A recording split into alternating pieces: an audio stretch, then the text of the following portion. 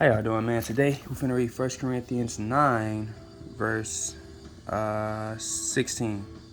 So this is Apostle Paul talking, and it says, "For when I preach the gospel, I cannot boast, since I am compelled to preach.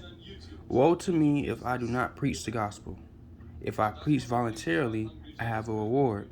If not voluntarily, I am simply discharging the trust committed to me. What then is my reward? Just then, that in preaching the gospel, I may offer it free of charge." That's his reward, right? That's every apostle reward. That's everybody who preaches the gospel. "And so not make full use of my rights as a preacher of the gospel." So let's just go back up here real quick when it says, this one right here. "For when I preach the gospel, I cannot boast, since I am compelled to preach.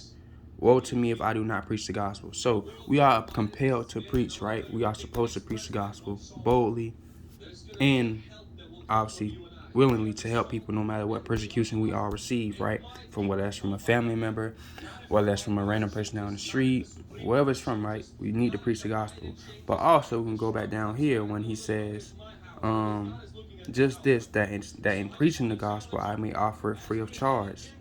Free of charge. Free of charge. I'm saying this to all these false prophets out here. "And not to make full of use of my rights as a preacher of the gospel." So it's a lot of false prophets out here that charges money just to preach the gospel.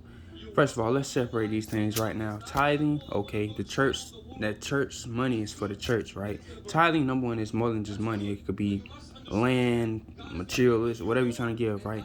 That's for the church. Now, what does it mean when it says it's for the church, right? People don't understand that. That's how they get finessed, right?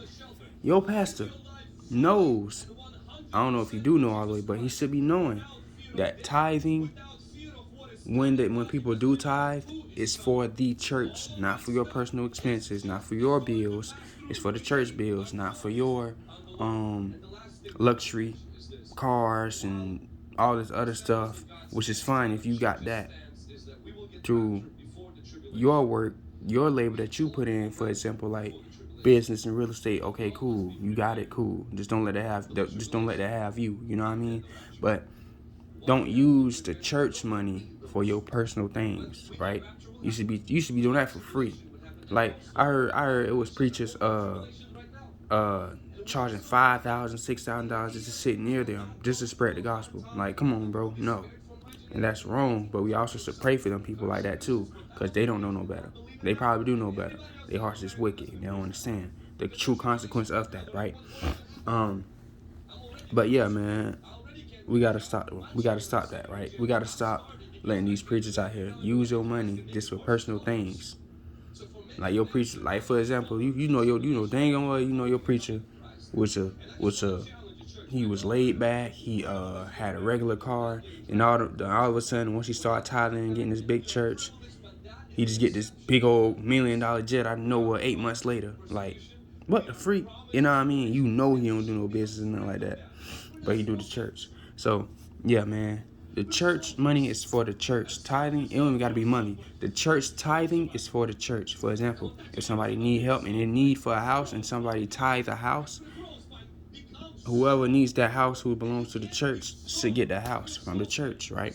The bills from the church, the money or the whatever they gave to the tithing of the church goes to that. For example, bills, right? Goes to the bills of the house, goes to the bills of the church.